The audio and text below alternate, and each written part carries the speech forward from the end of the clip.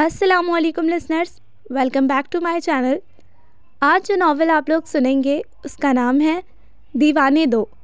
ये नावल एक short story है, बट ये बहुत ज़्यादा एंटरटेनिंग और क्यूट सी स्टोरी है। मतलब ये लव स्टोरी नहीं है, लेकिन ये एक लड़की की ज़िंदगी की कहानी है जिसे अपने डाइजेस्ट और नॉवेल से इश्क की हद तक मोहब्बत होती है। और जितना उसे अपने नॉवेल्स और डाइजेस्ट से प्यार है, उतना ही उसकी अम्मा को उन रिसालों से चिढ़ है। और इस नावल की एंडिंग भी बहुत डिफरेंट है। बहुत क्यूट सी और एंटरटेनिंग सी स्टोरी है। मुझे यकीन है आप लोगों को पसंद आएगी। अब नावल शुरू करने से पहले हम पढ़ेंगे अपनी नावल का इंट्रोडक्शन पेज। ओके जी, तो जैसे नावल का नाम आपको पता है, दीवाने दो। इसकी राइटर आपको एंड में पता चल जाएंगी। ओके, तो नावल है extreme novels lover heroine, funny moments of अम्मा and heroine, wedding day based and with big धमाका, funny and mood changing novel. मुझे उम्मीद है कि आप इस नावल को बहुत एंजॉय करेंगे। और हाँ, अपना फीडबैक ज़रूर दीजिएगा कि आपको ये शॉर्ट स्टोरी कैसी लगी। तो चलिए चलते हैं अपनी नावल की तरफ। ओए अल्लाह, अम्मा की जूती यकीनन अपना डिज़ाइन हमारी कमर पर ट्रेस कर चुकी थी। पसीने से भीगी कमर पर अम्मा की रबड़ की जूती। हाय, हाथ में पकड़ा हुआ रिसाला छूटकर दूर जा गिरा। आखिर अम्मा हमारी खुफिया पनाहगाह तक पहुंच ही गई थी।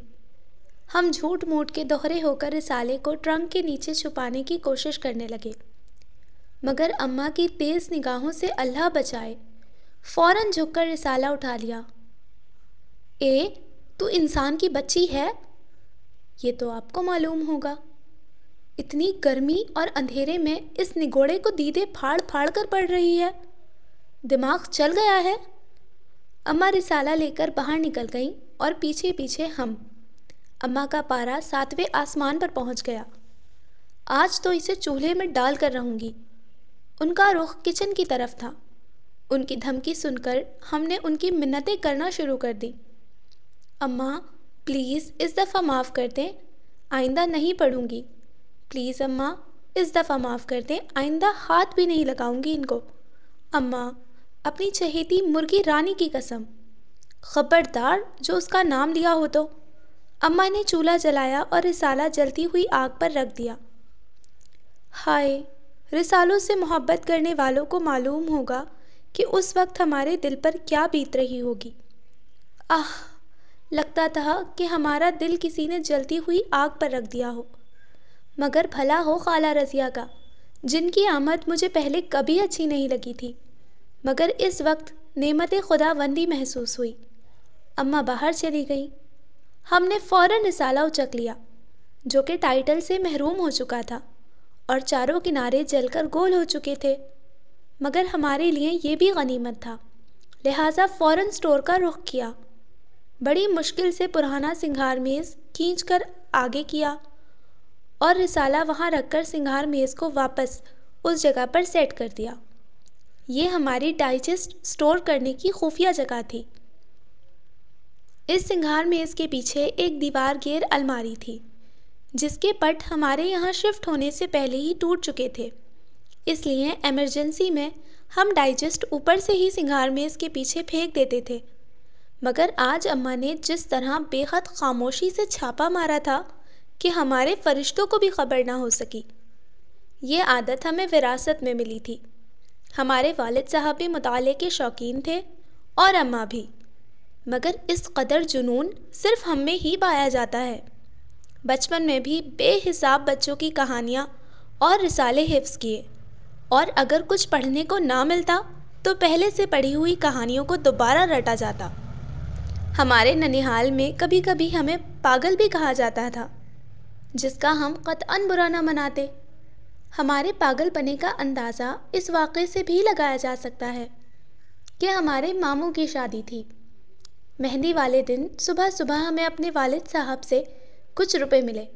हम फ़ौरन भागे और बच्चों का रिसाला ले आए।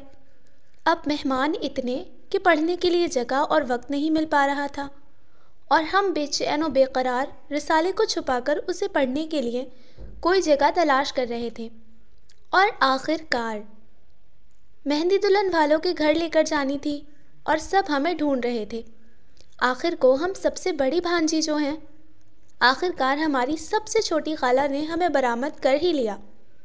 شام کے وقت سب سے پہلے تیار ہو کر ہم اسٹور میں بیٹھ کر مطالعے میں مصروف بلکہ غرق تھے کہ وقت گزرنے کا پتہ ہی نہیں چلا، اور ہوش اس وقت آیا جب چھوٹی خالہ نے کان پکڑ کر باہر نکالا۔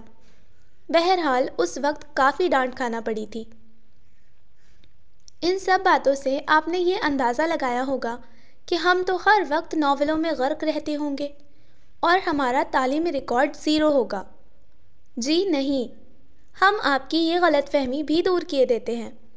بات دراصل یہ ہے کہ ہم ہر طرح کی کتابیں پڑھتے ہیں، اور اب یہ حال ہے کہ ایف اے میں پڑھنے کے لیے کوئی کتاب ہی نہیں بچی کہ ماں بدولت نے 8ویں میں ایف اے کی کتابوں سے نوٹس بنائے اور میٹرک میں بھی بی اے کی کتابوں سے۔ تو اس کا مطلب یہ ہوا کہ ایف اے میں ایم اے کی کتاب سے استفادہ کریں تو ایم اے میں کیا کریں گے؟ آئے ہائے، یہ لڑکی اگلے گھر میں جا کر جانے کیا گل کھلائے گی۔ ان نگوڑوں کی جان چھوڑی تو اب 12 بجے تک بیگم صاحبہ کی آنکھ ہی نہیں کھلتی۔ اب اٹھ جا، بھنگ پی کر سوئی ہے کیا؟ اماں کی تیز آواز نے ہمیں گہری نیند سے جگایا۔ منی منی آنکھوں سے گھڑی کی طرف دیکھا۔ 9 بج رہے تھے جنہیں اماں 12 کہہ رہی تھیں۔ بھلا ہو جالی کے دروازے کا کہ گرمیوں میں صرف اس کی کنڈی لگا کر لکڑی کا دروازہ کھول دیتی تھی۔ اگر جالی والے دروازے کی کنڈی نہ لگی ہوتی تو اماں کی جوتی کب کی ہماری مرمت کر چکی ہوتی۔ پھر ذرا آنکھیں کھول کر دیکھا، اوہو، ابھی 9:15 بجنے میں پورے 3 منٹ باقی ہیں۔ اچھا، 3 منٹ بعد اٹھوں گی۔ ہم نے پھر آنکھیں بند کر لیں۔ اٹھ بھی جا یا دروازہ توڑ دوں۔ دروازہ توڑنے کی دھمکی کام کر گئی، سو ہم فوراً اٹھ بیٹھے۔ ہائے، یہ 3 منٹ میں 11:30 کیسے بج گئے؟ ہم نے آنکھیں مل مل کر گھڑی کو دیکھا، مگر مجال ہے کہ سوئیاں ذرا بھی پیچھے نظر آئی ہوں۔ ہم حیران سے بیٹھ کے سرہانے پڑے سارے رسالے۔ جی ہاں، رسالے۔ ہم نے اماں سے وعدہ کیا کہ ہم دن میں کوئی رسالہ نہیں پڑھیں گے، مگر رات میں پڑھنے پر تو کوئی پابندی نہیں نا۔ اکٹھے کر کے تکیے کے غلاف میں سیٹ کیے اور جو بچ گئے وہ چھوٹی کے تکیے میں ڈال دیے، اور ایک دفعہ پھر جالی والے دروازے پر ایک مہربان اور میٹھی نگاہ ڈالی، اور ساتھ ہی قریب سوئی ہوئی چھوٹی کو جھنجھوڑا۔ کم بخت ہم سے شرط لگا کر سوتی ہے۔ آپی اور بھیا کے علاوہ ہم دونوں اور سنی اماں کی نظروں میں بیکار اور کامچور تھے، اور ہم دونوں تو سونے میں ایک دوسرے پر بازی لے جانے کی کوشش میں ہلکان رہتے۔ آپی کی شادی کے بعد اماں سچ مچ کا ڈنڈا لے کر ہمارے پیچھے پڑ گئیں۔ آپی کی وجہ سے ان کی جو شہرت خاندان میں ہے، ہم اسے بٹا لگانے کے در پر ہیں۔ ایف اے کے پیپر دے کر فارغ تھے، لہٰذا 12 بجے اٹھنا ہم اپنا پیدائشی حق سمجھتے تھے، مگر حسرت ہی رہی کہ کبھی 12 بجے اٹھنا نصیب ہوا۔ اماں تو 8 بجے دروازہ بجانا شروع کر دیتی، اور ہم نانا کرتے بھی 11:15 11:30 بجے تک اٹھ ہی جاتے تھے۔ ہم کل 5 بہن بھائی ہیں، 2 بھائی اور 3 بہنیں۔ آپی کی شادی ہو چکی ہے، اور اس کے بعد بھیا، میں، چھوٹی اور سنی۔ بھیا اور ابو کے دفتر جانے کے بعد اماں کچن کا کام نپٹا دیتی، جبکہ صفائی وغیرہ 11 بجے کے بعد ہی ہو پاتی، یعنی ماں بدولت کے اٹھنے کے بعد، اور ظاہر ہے ہم ہی نے کرنا ہوتی۔ پڑھنے سونے کے بعد ہمارا مرغوب اور حسب معمول اماں کا ناپسندیدہ مشغلہ اونچی آواز میں گانے سننا ہے۔ چلو اب لگا لو یہ باجا، تاکہ محلے والوں کو معلوم ہو جائے کہ محترمہ جاگ گئی ہیں۔ اماں نے ہمیں ٹیپ ریکارڈر باہر لاتے دیکھا تو بولیں۔ ہم نے برآمدے میں لگے ہوئے سوئچ میں پلگ لگا دیا اور ریکارڈر سیٹ کر دیا۔ ابرار الحق شریکوں کو آگ لگا رہے تھے اور ہم جھاڑو۔ گانے کے ساتھ ہمارے ہاتھ بھی تیزی سے چل رہے تھے۔ گانا ختم، جھاڑو بھی ختم۔ اب ہم نے کمرے کا رخ کیا، بیمار ٹیپ۔ یا اللہ، کہاں سے شروع کروں؟ گند پھیلاتے وقت کبھی یہ نہیں سوچنا پڑتا کہ کہاں سے پھیلانا شروع کریں۔ آنکھیں بند کر کے جدھر دل چاہا چیزیں پھیلا دی۔ اب صفائی کرتے ہوئے ہم مسلسل چھوٹی کو کوس رہے تھے۔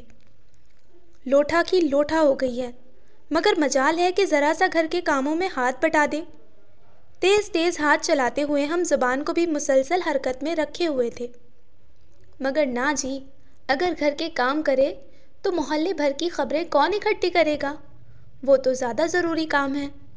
ہم نے شعلہ بار نظروں سے باہر جاتی ہوئی چھوٹی کو دیکھا، جو اماں کو سامنے والی جمیلہ آنٹی کے گھر جانے کا بتا کر گیٹ پار کر رہی تھی۔ اماں کا کہا ٹھیک نکلا، یقیناً محلے والوں کو ہمارے جاگنے کی خبر ہمارے شوق موسیقی پورا کرنے سے ہوتی تھی۔ ابھی ہم اپنے کمرے سے باہر نکل ہی رہے تھے کہ خالہ صفیہ آ گئیں، جن کے ہاتھ میں چارٹ دیکھ کر ہم نے فوراً اندازہ لگایا کہ آج پھر مفت کی آرٹسٹ سے فائدہ اٹھانے کی غرض سے ادھر کا رخ کیا گیا ہے۔ ماں بدولت نے FA فائن آرٹس کے مضمون کے ساتھ کیا تھا، اور اب محلے بھر کے بچوں کو اسکول کے لیے چارٹ بنا کر دینے کا ٹھیکہ ماں بدولت کو زبردستی دے دیا گیا تھا۔ ماشاءاللہ ماشاءاللہ، بڑی صفائی ہے مینا کے ہاتھوں میں۔ پہلے جب عاصم کو چارٹ بنا کر دیا تھا تو استانی نے بڑی تعریف کی تھی، بلکہ اللہ معاف کرے، خالہ کام کروانے سے پہلے بندے کی عقل ختم کرنے کے لیے اچھی طرح مکھن لگاتی اور بندے کا دماغ 7ویں آسمان پر پہنچا دیتی، اور پھر کچھ اس طرح کام کرنے کے لیے کہتی کہ نہ بندہ ہاں کر سکے اور نہ۔ مینا بیٹا، یہ آلیان نے نشان لگا دیا ہے، کتاب پر جو لکھنا ہے اور جو تصویر بنانی ہے، کل لے کر جانا ہے اس نے، ذرا بنا دینا۔ اپنا کام ہونے کے بعد وہ بھلا کیوں رکتی؟ ارے منہ میں گھنگیا ڈال کر بیٹھی ہے، اماں کے سامنے تو پٹر پٹر زبان چلتی ہے، بول دیتی نا کہ نہیں بنا سکتی یا سر میں درد ہے۔ اماں نے ہمیں خاموش کھڑے دیکھ کر لتاڑا۔ اماں، خالہ نے کون سا پوچھا ہے کہ بنا سکتی ہوں کہ نہیں؟ انہوں نے کہا ہے کہ بنا دینا، اور اماں آپ خود ہی تو کہتی ہیں کہ ہمسایوں کے کام آنا چاہیے، ان کے حقوق وغیرہ ہوتے ہیں۔ ہم نے اماں کی بات انہیں ہی لوٹائی۔ وہ اکثر ہمسایوں کے درمیان بیٹھ کر ان کے حقوق پر روشنی ڈالتی نظر آتی تھی۔ ایک دوسرے کے کام نہیں آئیں گے تو پھر کون دوسرا آئے گا؟ اب سب کے رشتہ دار اتنے قریب تو نہیں ہوتے نا، کسی کا رشتہ دار کسی دیس میں، کسی کا کسی نگر میں، آخر کو ہمیشہ ہمسائے ہی مشکل وقت میں کام آتے ہیں۔ اماں کو ہم سے ایسی ہی صاف گوئی کی توقع تھی۔ ارے وہ تو میں نے کہا تھا، مگر جب دوسرے ہماری مدد نہیں کرتے تو ہم کیوں کریں؟ اس دن جب میں نے صفیہ سے وہ چادر مانگی تو کیسے منہ پر انکار کر دیا تھا کہ وہ خود اوڑھ کر جا رہی ہے۔ ہمیں اماں کی بات سن کر کافی رنج ہوا، آخر کو حساس طبیعت کے مالک تھے۔ تو اس کا مطلب ہے کہ جو ہماری مدد نہیں کرے گا ہم بھی اس کی امداد نہیں کریں گے؟ یہ کیا بات ہوئی؟ اس طرح تو لوگ ایک دوسرے کا خیال ہی کرنا چھوڑ دیں۔ اس دن آپ نے بھی تو خالہ صفیہ کو وہ ٹکوزی کا ڈیزائن نہیں دیا تھا، انہوں نے تو صرف دیکھنا تھا۔ اب وہ بھی آپ کی طرح سوچنا شروع کر دیں۔ اور میں خود اس دن ان کے گھر گئی تھی، انہوں نے وہ چادر پہلے سے استری کر کے رکھی ہوئی تھی، کپڑوں کے ساتھ میچ کر کے۔ اماں بس دل صاف رکھا کریں، لازمی تو نہیں تصویر کا جو رخ ہم دیکھ رہے ہوں وہی حقیقت ہو۔ ہم نے اماں کے کندھے تھام کر لاڈ سے سمجھانے کی کوشش کی۔ اماں کچھ متاثر نظر آئیں، مگر جیسے ہی ہم نے ان سے زیادہ فری ہونے کی کوشش کی تو انہوں نے ایک دھکا دے کر ہمیں پیچھے کیا اور واپس اپنے رنگ میں آ گئی۔ بس ان نگوڑوں سے رٹا سبق مجھے نہ سمجھاؤ۔ اماں کا دھیان سبزی کی طرف چلا گیا جو وہ رات کو پکانے کے لیے کاٹ رہی تھی۔ تو اماں، کیا میں نے غلط کہا ہے؟ ہمیں معلوم تھا کہ اماں زبان سے جو مرضی کہہ لے، مگر دل سے ہماری ہی باتوں سے متفق تھی۔ بس جلدی سے کام ختم کر کے چارٹ بنا لو، سنی سے کہوں گی دے آئے گا۔ اماں ہماری بحث کرنے کی عادت سے چڑھ کر بولی، اور ہمیں یقین ہو گیا کہ اماں زبان کی کڑوی ضرور ہیں مگر دل ان کا بہت اچھا ہے۔ اب یقیناً مجھے رات کا کھانا بنانے سے چھٹی مل گئی ہے۔ یار کبھی تو انہیں بخش دیا کرو۔ رمشا نے ہمارے ہاتھ سے رسالہ چھیننے کی کوشش کی مگر ناکام ہوئی۔ ہماری گرفت کافی مضبوط تھی۔ ہم لوگ کافی عرصے بعد نانی جان کے گھر اکٹھا ہوئے تھے۔ اتنے عرصے بعد سب سے ملاقات ہوئی تھی مگر ہمیں اپنے رسالوں سے کوئی جدا نہ کر سکا۔ یہ تو جہیز میں بھی رسالوں کا ٹرک لے کر جائے گی۔ رمشا نے جل کر کہا، مگر ہم ناول میں غرق رہے، بلکہ اس کی تو شادی بھی ان رسالوں سے کر دینی چاہیے۔ کرن نے مفت مشورہ دیا۔ بکمت، ہمیں اس کا مشورہ کچھ زیادہ پسند نہیں آیا، اس لیے ناول میں بریک لینا پڑا۔ مینا آپی، چھوٹی خالہ کہہ رہی ہیں کہ گڑیا کے لیے فیڈر بنا کر لائیں۔ چھوٹی ہمیشہ بری خبریں ہی لایا کرتی تھی۔ ایک تو اماں نے اچھے بھلے نام کا بیڑا غرق کر دیا تھا۔ اچھا بھلا عمل نام تھا، خواہ مخواہ طوطی چڑیوں والا بنا دیا۔ مینا، ہمیں اس نام سے جس قدر چڑ تھی، پورے محلے میں یہ نام اتنا ہی مقبول تھا۔ مینا آنٹی، مینا آپی، مینا باجی، مینا بیٹی، مینا یار۔ اچھا بولو، لاتی ہوں، اسے جواب دے کر ہم نے ناول کے صفحے گننے شروع کیے۔ اف، 155 سے 205 تک ہے۔ اچھا بس 10 صفحے پڑھ لوں پھر جاتی ہوں۔ ماشاءاللہ سپیڈ اچھی تھی، مگر 10 صفحے پڑھتے پڑھتے نہ جانے کیسے صفحہ نمبر 205 پر نظر پڑی۔ ہائے، یہ کیا، ابھی تو میں 155 پر تھی۔ مگر جب گھڑی پر نگاہ ڈالی تو آدھا گھنٹہ گزر چکا تھا۔ یہ ہمیشہ ہمارے ساتھ ایسا کیوں ہوتا ہے؟ آدھا ناول تو کبھی چھوڑا نہیں جاتا تھا۔ اب چھوٹی خالہ کے عطاب سے اللہ ہی بچائے۔ تمہیں آواز نہیں آتی؟ بھیا اندر آ کر دہاڑے تو رسالہ ہاتھ سے چھوٹ کر رمشا کی گود میں جا گرا۔ کون ہے؟ کیسی آواز؟ بھیا کبھی کبھی غصے میں آتے تھے، مگر ان کا غصہ بہت خطرناک ہوتا تھا۔ اتنی دیر سے اماں تمہیں آوازیں دے رہی ہیں، ادھر ڈرائنگ روم میں میرے دوست آئے ہوئے بیٹھے ہیں، وہاں تک اماں کی آواز پہنچ رہی ہے، مگر ایک تم ہو کہ کان بند کیے بیٹھی ہو۔ بھیا چلے گئے، مگر ہم اس سوچ میں غرق رہے کہ اگر اماں کی آواز اتنی اونچی ہے کہ بھیا کے دوستوں تک پہنچ گئی ہے تو اس میں ہمارا کیا قصور؟ آئے ہائے، آپ اس کا کچھ کریں، یہ لڑکی تو رسالوں کو ہی پیاری ہو گئی ہے، نہ دن دیکھتی ہے نہ رات، نہ موقع دیکھتی ہے نہ کچھ اور، بس ہر وقت آنکھیں ان پر لگائے رکھتی ہے۔ بڑی خالہ اماں کو پمپ کرنے کا وظیفہ بڑی تندی سے انجام دے رہی تھی۔ ہمیں غصہ تو بہت آیا، مگر ویسے خالہ کہہ تو ٹھیک ہی رہی تھی۔ ہم سب جب بھی نانی کے گھر اکٹھے ہوئے تھے، صرف ہم ہی تھے جو سب سے الگ تھلگ بیٹھے رہتے۔ عید پر تو ہمارے وارے نیارے ہو جاتے تھے، سارا کام اماں اور دونوں خالائیں سنبھال لیتی، اور ہم سب کزنز کی اس دن چھٹی ہوتی، اس لیے آزادانہ مطالعہ، بلکہ بقول خالہ رسالے حفظ کیے جاتے تھے۔ 2 سال گزر گئے اور ہم نے BA کر لیا، مگر ہماری رسالوں سے محبت بلکہ عاشقی قائم رہی، بلکہ شاید کچھ بڑھ ہی گئی ہو۔ ابھی آگے ایڈمیشن لینے کا سوچ ہی رہے تھے کہ ہم پر ایک مصیبت آن پڑی۔ یہ وقت تو سب لڑکیوں پر آتا ہے، مگر ہم پر کڑا وقت بن کر آیا۔ وہ دن بھی عام دنوں کی طرح ہی ہوتا اگر اس دن ایک خاص واقعہ رونما نہ ہوا ہوتا۔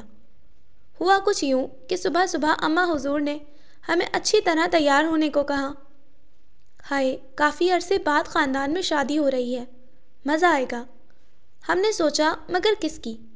یہ ہمارے سوچنے کا کام نہیں تھا، لہٰذا الماری سے ایک عدد لہنگا اور ایک کڑھائی موتی ستاروں والا سوٹ نکالا۔ مگر آج کون سی تقریب ہے؟ اماں، آج کون سی تقریب ہے؟ اماں جو چھوٹی کے ساتھ مل کر صحن دھو رہی تھی، وہیں سے بولی، منگنی۔ اوہو، منگنی کا بھلا کیا فنکشن ہوا؟ کوئی سادہ سا سوٹ نکال لیتی ہوں۔ ہلکی سی گولڈن کڑھائی والا چاکلیٹ کلر کا سوٹ نکال کر ہم نے استری کیا، پھر سوچا کہ سر بھی کتنے دنوں سے نہیں دھویا، جھٹ باتھ روم میں گھس گئے۔ اس دوران ہمیں اماں نے بالکل آواز نہیں دی، مگر اس سے زیادہ قابل حیرت امر یہ تھا کہ آج چھوٹی اپنے دورے پر نہیں گئی، بلکہ اماں کا ہاتھ بٹا رہی تھی، اور کام کرتے ہوئے اس کے دانت ہی اندر نہیں ہو رہے تھے۔ کیا ہو رہا ہے؟ آپی بھی آ گئی۔ کچھ خاص نہیں، بیزاری سے شیشے میں بنے اپنے عکس کو دیکھتے ہوئے کہا، اسکن کافی رف ہو رہی ہے، کیا خیال ہے پارلر سے نہ ہو آئے؟ آپی نے ہاتھ لگا کر ہمارا چہرہ دیکھا۔ یا اللہ خیر، ہم بے ہوش ہونے کو تھے۔ کہاں تو پارلر کا نام بھی آپی کی زبان سے نہ نکلتا، اور کہاں وہ صرف میری اسکن کی خاطر پارلر جانے کے لیے تیار۔ آپی، خیر تو ہے؟ یہ آج کس خوش نصیب کی منگنی ہے جس پر جانے کے لیے مجھے پارلر جانے کی سعادت نصیب ہو رہی ہے؟ کاش خوش نصیب نہ کہا ہوتا۔ مذاق نہ کرو، اپنی ہی منگنی ہو رہی ہے، اور کس خوش نصیب کی ہے؟ آپی کی بات تھی کہ کسی نے بم میرے سر پر پھوڑا تھا۔ میری منگنی؟ ہمارے منہ سے لفظ طویل وقفے کے بعد ادا ہوئے۔ ماشاءاللہ، یہ تو حال ہے۔ محترمہ تیار ہو رہی ہیں اور معلوم ہی نہیں کہ کیوں تیار ہو رہی ہیں۔ آپ ہی ہماری عقل پر ماتم کر رہی تھیں اور ہمارے دماغ میں دھماکے ہو رہے تھے۔ یہ کیا ہوا؟ یہ کیسے ہو سکتا ہے؟ ابھی تو ہم نے کیا کیا کرنا ہے، ہم سوچ رہے تھے۔ لیکن یہ سب کیسے؟ ارے تمہیں نہیں معلوم؟ کمال ہے، آج تمہاری منگنی ہو رہی ہے۔ کس دنیا میں رہتی ہو؟ سب کچھ تمہاری مرضی سے ہوا ہے۔ اس دن خود تم نے احمر کی تصویر اوکے کر کے فرمایا تھا کہ شادی کے لیے ٹھیک بندہ ہے۔ اب آپ ہی کو کیا بتاتی کہ ہمیں تو نام بھی ابھی معلوم ہوا ہے۔ آپ ہی ہمیں یاد دلانے کی کوشش کرنے لگی اور آخر کار ہمیں یاد آ ہی گیا۔ شاید پچھلے مہینے کی بات تھی جب گھر میں مہمان خواتین آئی تھیں۔ کافی دیر ہمارے یہاں رکی اور ہمیں لپٹا لپٹا کر پیار کرتی رہیں۔ پھر انہوں نے کافی چکر لگائے مگر ہمیں معلوم نہ ہو سکا کہ ان کا کیا مقصد ہے۔ اور ابھی پرسوں تو رمشا کسی شادی کی تصویریں اٹھا لائی اور پھر کسی تصویر کے بارے میں ہم سے رائے لی کہ یہ بندہ شادی کے لیے کیسا رہے گا۔ ہم نے ایک نظر دیکھ کر صرف ہوں کہا تھا اور اب سارا فساد اس ہوں نے ہی کھڑا کیا تھا۔ اب آپ سے کیا چھپانا، اس وقت ماں بدولت فائزہ افتخار کے نئے ناول میں گم تھے۔ او مگر ہم نے تو اس بندے کو دیکھا تک نہیں۔ یہ بات صرف ہم سوچ ہی سکتے تھے، اگر کہہ دیتے تو پھر ہم ہوتے اور اماں کی ربڑ کی چپل۔ پھر کیا، ہماری منگنی ہو گئی اور ہم مشرقی لڑکیوں کی طرح سر جھکا کر بیٹھے رہے۔ ہاں، دل بہت اداس تھا۔ کیا کیا ارمان تھے دل میں کہ منگنی کا جوڑا یوں پسند کریں گے، سینڈل اس طرح لیں گے۔ مگر شادی کی تاریخ 1 ماہ بعد کی فکس ہو گئی۔ اندر ہی اندر ساری تیاریاں مکمل ہو گئی اور ایک ہم ہی اس مصرعے کی تفسیر بنے ہوئے تھے۔ جانے نہ جانے، گل ہی نہ جانے، باغ تو سارا جانے ہے۔ خیر، یہ اداسی بھی چند دن میں ختم ہو گئی اور ہم اپنی روٹین پر واپس آ گئے، یعنی رسالے حفظ کرنے کی۔ آپ ہی، مجھے تو لگتا ہے احمر بھائی کو رسالوں سے سخت چڑ ہے۔ اتنے سنجیدہ اور ہر وقت غصے میں رہتے ہیں۔ سنی ہمیں اور ڈرا تھا۔ میاں کے بغیر تو گزارا کر لوں گی مگر رسالوں کے بغیر زندگی کوئی زندگی ہے؟ آپ ہی، تمہارے جانے کے بعد میں سارے رسالے کباڑ والے کو دے کر خوب پیسے کماؤں گی۔ چھوٹی جلتی پر تیل ڈالتی۔ ارے ٹھہرو ذرا، تمہیں نہ کباڑ خانے بھجوا دوں۔ ہماری چپل نے دروازے تک اس کا پیچھا کیا مگر وہ نکل گئی۔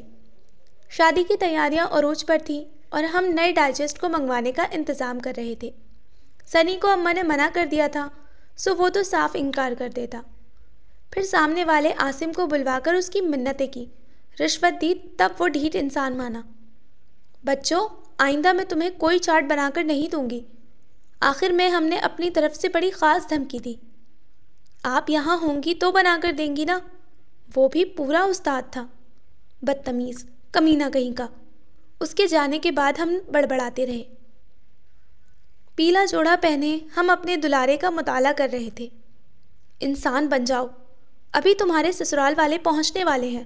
ہم کہانی میں غرق تھے جب آپی کے دھموکے نے حقیقت کی دنیا میں لانے میں اچھی خاصی مدد کی۔ آج ماں بدولت کی مہندی تھی۔ کمرہ کیا کھلا، لڑکیوں کا سیلاب امڑ پڑا۔ چاروں ناچار ہم نے زندگی میں پہلی دفعہ ناول ادھورا چھوڑا اور پھر ہمیں رسموں کے لیے لے جایا گیا، جہاں سارا وقت ہم بے چین و بے قرار ہی رہے اور یہ بے قراری اگلے دن تک برقرار رہی۔ اگلے دن ہماری رخصتی تھی۔ رمشا، پلیز، میرے کمرے میں تکیے کے غلاف میں نیا ڈائجسٹ رکھا ہوا ہے، وہ لا دو۔ ابھی بارات آنے میں وقت تھا، لہٰذا منہ اٹھا کر یوں ہی بیٹھنے سے بہتر تھا کہ ناول مکمل کر لیا جائے۔ امل، تم پاگل تو نہیں ہو؟ دماغ چل گیا ہے کیا؟ رمشا کو شبہ تھا کہ گھر چھوڑنے کے صدمے کا دماغ پر اثر پڑا ہے۔ پلیز، اب ہم اس کی منتیں کر رہے تھے۔ اچھا لا دو، پرس میں رکھ لوں گی، بعد میں پڑھ لوں گی۔ آخر وہ مان ہی گئی۔ رخصت ہوتے وقت بھی ہمارے دماغ میں ہیرو اور ہیروئن ہی چکرا رہے تھے۔ پتہ نہیں آگے کیا ہوگا۔ آخری قسط تھی ناول کی۔ سسرال میں بھی کافی رسمیں ہوئیں۔ اتنی تھکاوٹ کے باوجود ہمارے دماغ میں وہی سٹوری چل رہی تھی۔ خدا خدا کر کے ہمیں ہمارے کمرے میں پہنچایا گیا۔ اب ہمیں سٹوری سے ہٹ کر کچھ سوچنا پڑا، کچھ ڈر بھی لگا، مگر پھر تمام سوچوں کو جھٹک کر ناول کے متعلق سوچنا شروع کر دیا۔ ہائے اینڈ ہی پڑھ لوں، کچھ تو دل کو کرا رہا ہے۔ ہم نے اپنی متاع حیات کو نکالا اور پڑھنا شروع کر دیا۔ ناول ختم ہو گیا، اینڈ اچھا ہوا تو موڈ بھی خوشگوار ہو گیا۔ اتنے میں دروازہ کھلا اور احمر اندر داخل ہوئے، دونوں ہاتھ پیچھے باندھے۔ ہائے، یہ تو بالکل کہانیوں والے ہیرو کی طرح ہیں۔ السلام علیکم۔ وعلیکم السلام، ہم منمنائے۔ وہ کمرے میں ہی لیفٹ رائٹ کرنے لگے اور ہم سر اٹھا کر انہیں دیکھنے لگے۔ کچھ بھی اور کہنے سے پہلے میں اپنے بارے میں آپ کو کچھ بتانا چاہتا ہوں۔ وہ ٹھہر کر سنجیدہ سے لہجے میں بات کر رہے تھے۔ میرے گھر والے میری اس عادت سے بہت تنگ ہیں اور اپنے خاندان میں بھی اس عادت کی وجہ سے بہت بدنام ہوں، اور ابا جان تو 3-4 دفعہ گھر سے نکالنے کی دھمکی بھی دے چکے ہیں، مگر میں بھی ڈھیٹ ہوں۔ تم میری اس عادت کو جو مرضی کہہ لو، محبت، عشق یا جنون، مگر میری ایک درخواست ہے کہ کبھی اس سے چڑھنا مت، پلیز عمل۔ ہم دہل کر رہ گئے۔ یا خدایا، پتہ نہیں کون سی عادت ہے جو گھر والے، خاندان والے نہیں چھڑا سکے۔ کوئی نشہ وغیرہ تو نہیں کرتے؟ مگر صحت تو ٹھیک ہے۔ اماں، آپ نے کہاں پھنسا دیا؟ آنسو ہمارے دل پر گرنے لگے، مگر لب خاموش تھے۔ وہ چلتے چلتے ایک دیوار گیر الماری کے پاس کھڑے ہو گئے اور اس کے دونوں پٹ کھول دیے۔ ادھر الماری کے پٹ کھلے اور ادھر ہمارا منہ۔ وہ اتنی بڑی الماری آدھی سے زیادہ رسالوں سے بھری پڑی تھی۔ ہمارا کھلا منہ دیکھ کر وہ سمجھے کہ شاید ہمیں ان کی اس عادت سے شدید قسم کا شوق لگا ہے، لہٰذا گڑبڑا کر وضاحتیں دینے لگے۔ دراصل یہ شوق مجھے بچپن سے ہے، اور اب تو یہ شوق عادت بن چکا ہے۔ اگر رات کو سونے سے پہلے کچھ پڑھ نہ لوں تو نیند ہی نہیں آتی۔ ہمارے چہرے کے زاویوں میں شاید ابھی تک شوق کا تاثر برقرار تھا کہ وہ مزید وضاحتیں دینے لگے۔ ویسے تو مطالعے کا شوق برا نہیں، مگر شاید مجھ جیسا جنونی کوئی نہ ہوگا۔ ویسے ہمارا اپنے بارے میں بھی یہی خیال تھا۔ گرمیوں کی بھری دوپہر میں درختوں پر چڑھ کر سب سے چھپ کر میں جاسوسی ناول پڑھا کرتا، اور نیچے پورے محلے میں میری تلاش جاری رہتی۔ بچپن تک تو ٹھیک تھا، مگر بڑے ہو کر بھی میری اس عادت میں کوئی فرق نہیں آیا، بلکہ شاید شدت ہی پیدا ہوئی۔ میرے گھر والے میری اس عادت سے خائف رہنے لگے۔ تمام خاندان والے میری اس بات کے باعث مجھ سے دور ہو گئے، کیونکہ میں کسی کو مکمل وقت نہیں دے پاتا تھا۔ ان کا مارچ پاسٹ بدستور جاری تھا۔ کافی دنوں سے اس ناول کو پڑھنے کی کوشش کر رہا تھا۔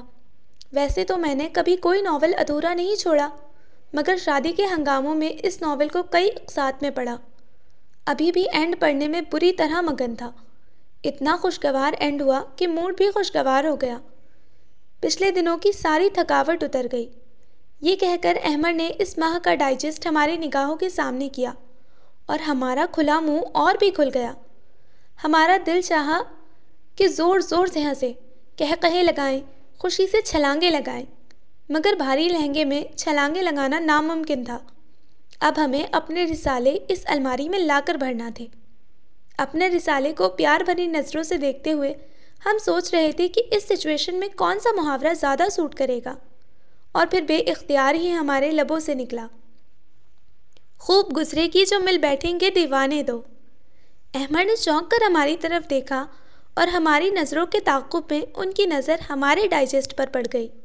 وہ چند لمحے حیرت سے اسے دیکھتے رہے، پھر نظریں ملتے ہی بے اختیار قہقہا لگا کر ہنس پڑے۔